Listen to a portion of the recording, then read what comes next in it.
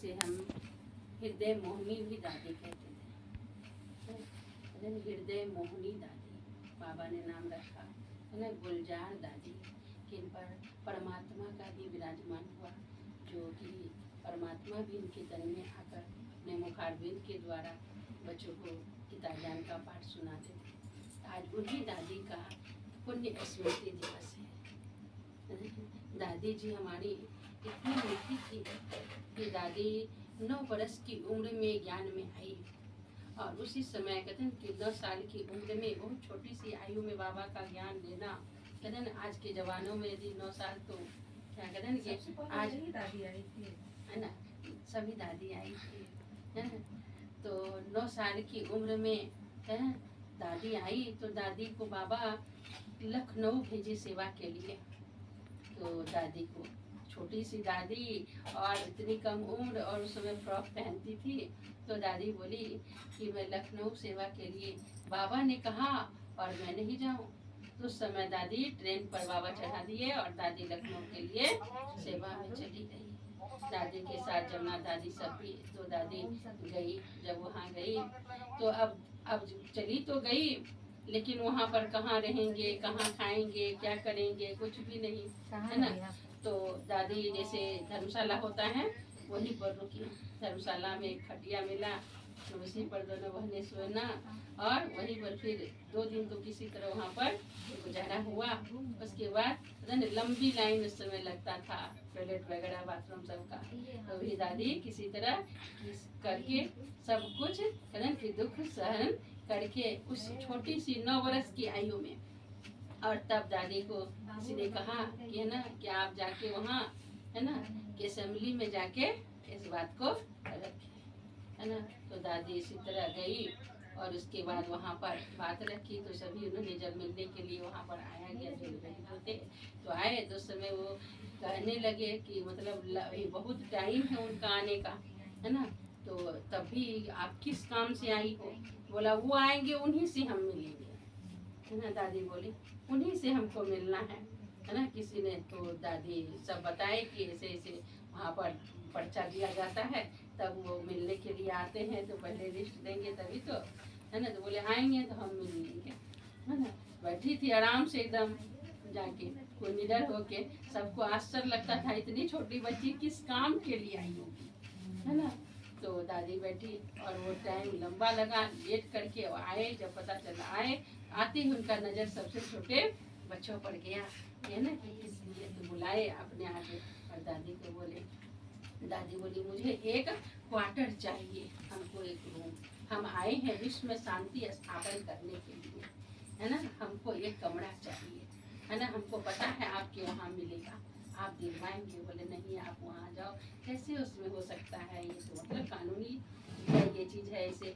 बोला नहीं, आप इतनी छोटी सी क्या करोगे? अगर मैं भगवान ने कहा है, और मैं इसलिए आई हूँ कि मैं यहाँ कदम की पूरे विश्व में शांति स्थापन करने के निमित्त बनाने के लिए भगवान हमें भेजा है, और मैं इसीलिए आई हूँ। और मैं यहाँ पर एक विद्यालय, है ना, बाबा का ज्ञान सुनाऊंगी, हमको चाहिए तो कमरा चाहिए। अंत में क्या हुआ, उसको लिख के वहाँ भेजे, लेकिन वहाँ लिख के दिए और मिला, देना पड़ा हमको, है ना। बोले भी इतनी छोटी आप करोगी क्या, लेकिन फिर भी उन्होंने कहा भगवान ने कहा है ना, और हमें करना है, करके जाना है ना, आपको देना होगा। अंत में दिए, और वहाँ पर वो दादी सेवा की, और सेवा करके फिर बाबा के पास पहुंची।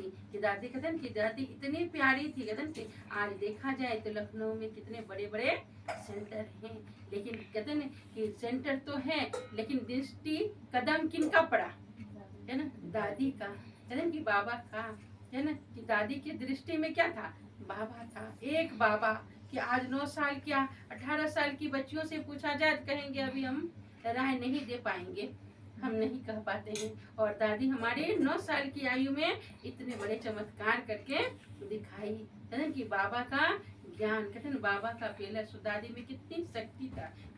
दादी कभी अपने आप को कहती थी कि ये मत समझो कि हम नर है और नारी है, निडर, है ना, कोई डर नहीं, है ना। नर नारी अपने आप को ये सोचो कि हम नर और नारी दोनों हैं। ये नहीं समझो कि अपने आप को कि हम कमजोर हैं, नहीं, कभी भी नहीं सोचो कि कमजोर हैं। क्या है ना, हमारे अंदर क्या है, शक्ति है, नर का भी शक्ति है और नारी का भी शक्ति है ना। कभी कभी बड़े बड़े बोरी सब चावल सबका आता था, गेहूं सबका आता था, सबका था कि कैसे उठेगा, दादी कहती थी सब उठेगा, है ना, कि हम नर भी किसी से बने हैं कभी और नारी भी है, दोनों संस्कार हमारे अंदर है।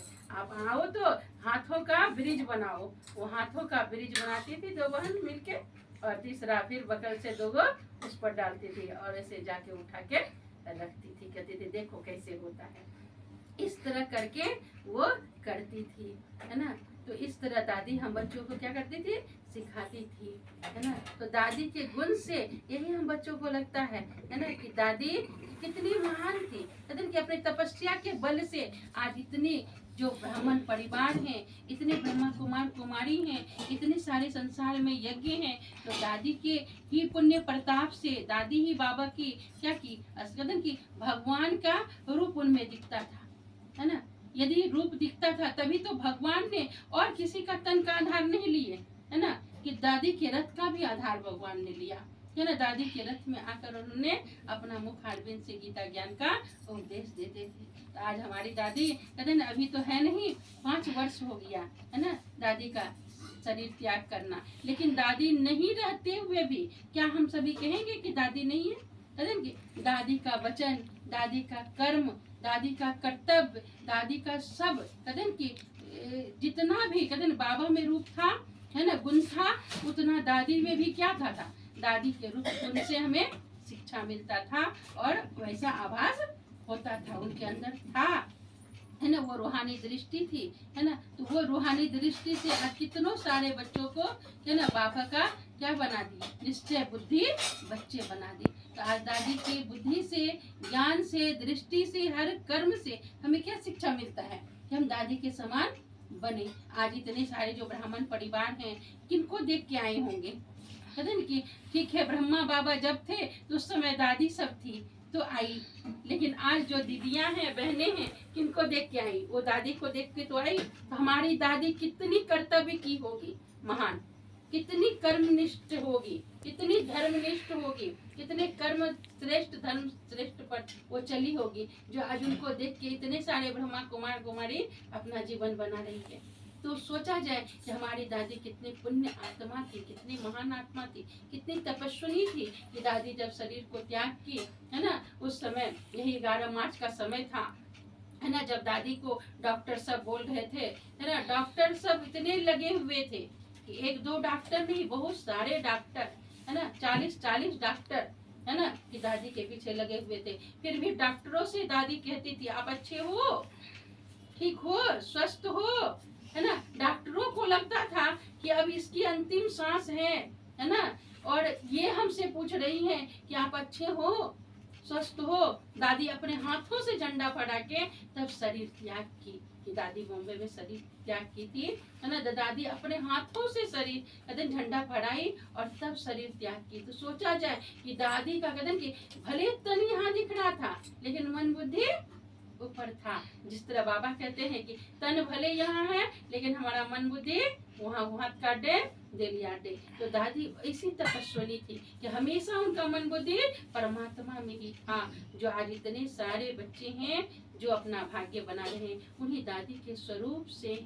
तो आज दादी का यही इच्छा है कि दादी नहीं भी है तो भी हम सबके समक्ष हैं, तो हम क्या करें, दादी के कदमों पर कदम रखकर हम भी क्या करें, उनके समान बने और उन्हीं की आशा को पूरी करें कि उनकी बताए गए मार्ग, बताए गए बातों पर हम चलेंगे तो उनकी आशाओं को भी हम क्या करेंगे, पूर्ण कर पाएंगे। और पूर्ण करेंगे तभी हम भी क्या है कि दादी के समान तपस्विनी योगिनी तब कहलाएंगे, है ना। कि दादी दादी थी, दादी में बाबा थी। तो आज दादी के हमारी दृष्टि वृत्ति कृति कहते हैं वैसा सृष्टि था। आज देखा जाए, आज हमारी पिलर्स दादियां सब चली गई तो ये सृष्टि क्या हो रहा है, डोल रहा है। ये कब विनाश हो जाएगा कहना मुश्किल है। क्यों, जब तक वो फाउंडेशन था तब तक ये धरती थामा हुआ था। कहते हैं ना कि जब तक ये फाउंडेशन पर थामने वाला कोई रहता है तो वो फाउंडेशन थमा रहता है, और फाउंडेशन थामने वाला हट गया